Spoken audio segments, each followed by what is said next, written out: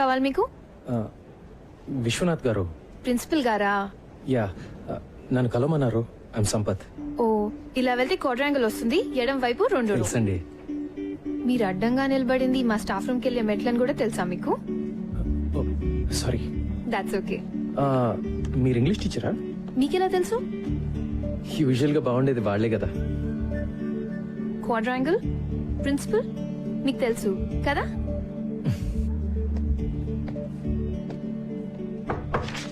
Can I come in sir? Oh Sampath, రారా, come in come in.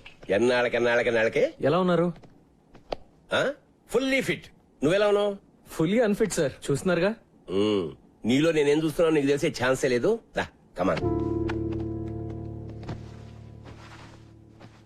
నీ batchmate పేర్లు కొన్ని పేపర్లు చూస్తుంటా నడప. నీ పేరు ఎక్కడా కనపడదు. క్రికెట్ ఆడలేదా? ఆడుతున్న వాళ్ళ కనపడుతున్నానా సార్? క్రికెటింగ్ రోజులు ఎప్పుడూ అయిపోయాయి. జాబ్ ఏమని చేస్తున్నావా? లేదు సార్, బిజినెస్ అయితే ట్రై చేశాను. పార్ట్నర్స్ తో పడక బయటకు వచ్చేసాను. ప్రస్తుతానికి ఖాళీ. మన GHS inter school cricket tournament లో ఓడిపోయి 15 ఏళ్ళు అయింది కదా సార్.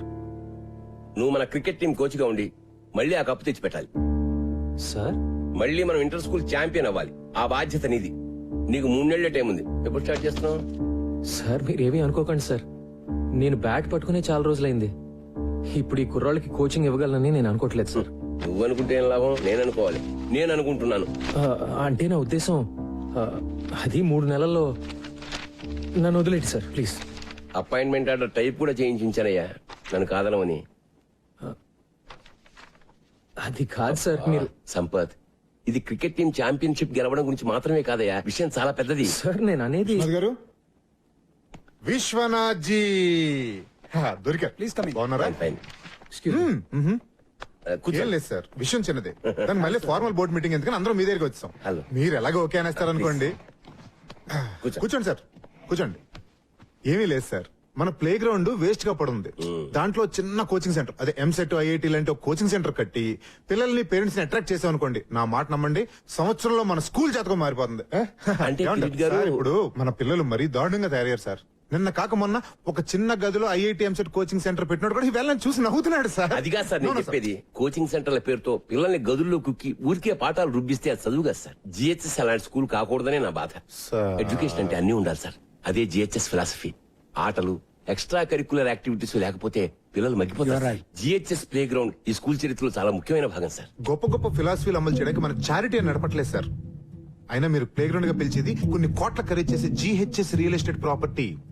మీ ఇంటి వెనకాల పెరడు కాదండి. చదువు సంగతి వదిలేండి సార్, ఒక్క ఆటలో ఉన్న జిహెచ్ఎస్ కనీసం లాస్ట్ పొజిషన్ లో ఉందా సార్? చెప్పండి. మన ఈ బ్యూటిఫుల్ ప్లే గ్రౌండ్ లో గేదెలు మేయడానికి గడ్డి కూడా లేదండి. ఆవార కుర్రాళ్ళు గిల్లిదండలాడడానికి, ముసలోళ్ళు మార్నింగ్ వాకులు చేయడానికి తప్ప దేనికి పనికి రావట్లేదు. ఇలాంటి బంజర భూమిని బంగారం చేద్దాం మొర్రో అంటే దానికి ఇంత డిస్కషన్ ఏంటి సార్? జెంటిల్మెన్, నాకు ఒక్క సంవత్సరం టైం ఇవ్వండి. జిహెచ్ఎస్ ని ది బెస్ట్ స్కూల్ గా. దిగిపోతున్నారా మగడా అంటే గట్టిగా ఏదో గోల్డ్ మెడల్ వస్తుందంటారేంటి సార్? మీకు అర్థం కావట్లా సార్, ఇక్కడ డబ్బులు లేవు. మీ కళలు, క్రికెట్, గూటి బిళ్ళ సర్టిఫికేట్ 4 తీసుకోవడం కూడా పనికిరావండి. ర్యాంకులు సార్, ర్యాంకులు కావాలి సార్. కాస్త ప్రాక్టికల్ గా బిజినెస్ మ్యాన్ లో ఆలోచించండి. కిరీట్ గారు, ఇది స్కూల్, బిజినెస్ కాదు. విశ్వనాథ్ జీ, ఈ ప్రపంచంలో ప్రతి ఒక్కటి బిజినెస్ సార్. ఈ రోజుల్లో చదువు అద్భుతమైన బిజినెస్ సార్, నా మాట నమ్మండి ప్లీజ్. నిజంగానా? అలా అని ఎవరండి చెప్పింది మీతో? ఎక్స్క్యూజ్ మీ, మీరెవరు సార్? ఇతను మీ అసిస్టెంట్ కదా? జెంటిల్మెన్, అతను నేను Golconda high school cricket team కొత్త కోచ్ ని. పేరు సంపత్. వాట్? ఈ డొక్కులో స్కూల్ కు టీం కూడా ఉందా? దానికి మీరు కోచా? ఎప్పుడైంది అపాయింట్మెంట్? ఇప్పుడే సార్. ఓ, ప్రిన్సిపల్ గారు అపాయింట్ చేశారంటే మ్యాటర్ చాలా సీరియస్ అనమాట. ఏం సాధిద్దాం సార్ మీరు? 15 సంవత్సరాల నుంచి లాస్ట్ నుంచి సెకండ్ ప్లేస్ లో ఉన్నాం. ఈసారి లాస్ట్ నుంచి ఫస్ట్ ప్లేస్ కొట్టేద్దామనే. ఇంకో 3 నెలల్లో ఇంటర్ స్కూల్ నాకౌట్ టోర్నమెంట్ జరగబోతుంది. ఈ ఏడాది కాబోయే ఛాంపియన్స్ మన జిహెచ్ఎస్ క్రికెట్ టీం అని నేనంటే. విశ్వనాథ్ గారు, ఇంత జిమ్ ఎక్కడి నుంచి తెచ్చారు సార్ ఇతన్ని? ఛాంపియన్, కప్పు, కప్పు, కప్పే. మరి కప్పులు గెలిస్తే కబోర్డులు నిండుతాయి గాని లాభం ఏంటి సార్? ఉంది సార్. నా టీం పర్ఫార్మెన్స్ వల్ల జిహెచ్ఎస్ స్టూడెంట్స్ అందరూ బెటర్ గా చదువుతారని కూడా నేనంటే ఏంటి సార్ ఇది? సీరియసా తమాషానా? సీరియస్ గానే అంటున్నాను సార్. నేను చెప్పినట్టు జరిగితే మేము అడిగింది ఇస్తారా? విశ్వనాథ్ జీ, ఈ ఛాలెంజ్ మీదా అతందా? కిరీట్ గారు, నాకు తెలుసు కదా మీకు ఛాలెంజ్ అంటే ఇష్టం అని. నా బతుకంతా ఛాలెంజ్లు గెలుపులేగా. మీరన్నదే నిజంగా జరిగితే నరుడా, ఏమి నీ కోరిక? ఎప్పటికీ ఈ జిహెచ్ఎస్ గ్రౌండ్ లో వేరే కన్స్ట్రక్షన్ జరగకూడదని లీగల్ గా ఒక తీర్మానం చేయాలి. What is this? ఇదేమైనా సినిమా అనుకుంటున్నారా? జోకులు చాలు. Please wait sir, wait. Vishwanath గారు, విశ్వనాథ్ గారు, నా కోచింగ్ సెంటర్ బాగానే చెక్ పెట్టారు సార్. ఓకే.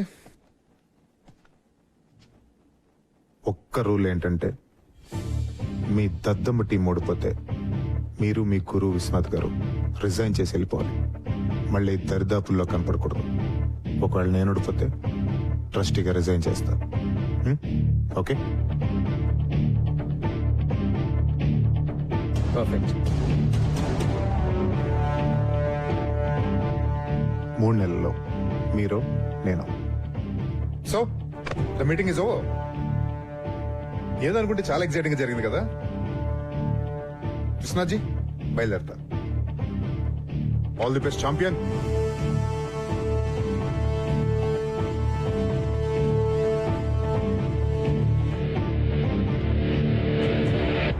మనం గెలుస్తాం అనుకుంటున్నావా? మనం మన నమ్మకాలని నమ్ముకునేవాళ్ళం సార్. గెలుస్తామని నమ్మడం మొదలు పెడితే గెలుస్తామనే నమ్మకం నాకుంది. Excuse me sir. Hi miss Anjali, morning. Come on. I'm sorry, చాలా సేపటి నుంచి వెయిట్ చేస్తున్నా. లేదు సార్, ఇప్పుడే వచ్చాను. వచ్చిన సిగ్నేచర్ కావాలి sir. Okay Anjali, this is Sampath, మన కొత్త క్రికెట్ కోచ్. దిస్ మేము ఇస్ కలిసాం సార్ ఇందాకే. Oh good. Sampath GHS old student, brilliant cricketer. తెలుసు సార్. రియల్లీ? ఎలాగా? సాధారణంగా క్రికెటర్స్ ఎంత బాగుంటారు కదా సార్. ఓ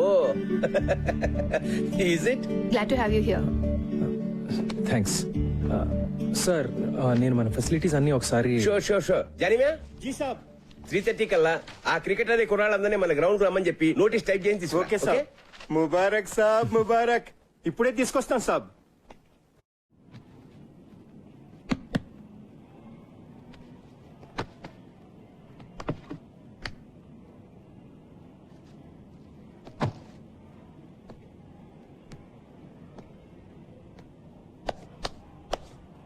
చూసారా సాబ్?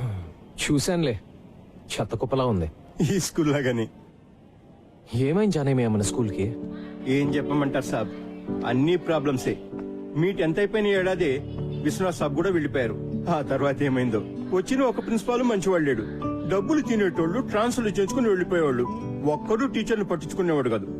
టీచర్లు పిల్లల్ని పట్టించుకోవడం మానేశారు. అయితే పిల్లల పరిస్థితి ఏంటి? వాళ్లే సాబ్, అన్యాయం అయిపోయింది. ఇంట్లో అమ్మా నాన్నల టెన్షన్, మార్కులు రాస్తే ట్యూషన్.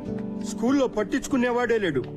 ఓ ఆట లేదు, పాట లేదు. స్కూల్ అంటే ఇష్టం ఉండాలి గాని భయం అసహ్యం అయితే ఎట్లా సంపత్ సాబ్? మరి పేరెంట్స్ కూడా పెట్టట్లేదా? మన స్కూల్లో ఎలాంటి వాళ్ళ పిల్లల్ని చేర్పిస్తారు సాబ్? ఇంకా పెద్ద స్కూల్లో చేర్పించే డబ్బులు లేనోళ్ళు, లేకపోతే ఓల్డ్ స్టూడెంట్స్. ఈ రోజుల్లో పోరగాళ్ల కంటే వాళ్ళ అమ్మా నాన్నలకు ఎక్కువ టెన్షన్. అందరికీ ఇంజనీరింగ్ కావాలి, ఐఐటి కావాలి. అది ఫస్ట్ ర్యాంక్. మన వైస్ ప్రిన్సిపల్ మధు లెక్కల టీచర్. అమ్మా నాన్నలు ఇంకా భయపెట్టి వాళ్ళ పిల్లలు ట్యూషన్ కు వచ్చేటట్టు చేసి మాస్తు పైసలే పైసలు. ఒక్కళ్ళిద్దరు పిల్లలకు ర్యాంకులు వచ్చేసరికి పేరెంట్స్ అందరూ ఆయన దగ్గర క్యూ. ఆయన చూసి మిగతా టీచర్లు అందరూ ట్యూషన్లు. God, look at this. సర్లే, కనీసం మన టీం గురించైనా చెప్పు. టీమా దోమా అలాంటిదేం లేదు సాబ్. చదువు సంధ్య లేని కుర్రోళ్ళు టిక్కుటక్కలాడిస్తున్నారు. అందుకే వీళ్ళ కోచ్గా నువ్వే కరెక్ట్ సాబ్. జానేమియా, కానీ నేనే ఇంకా జీవితంలో సెటిల్ కాలేదు కదా.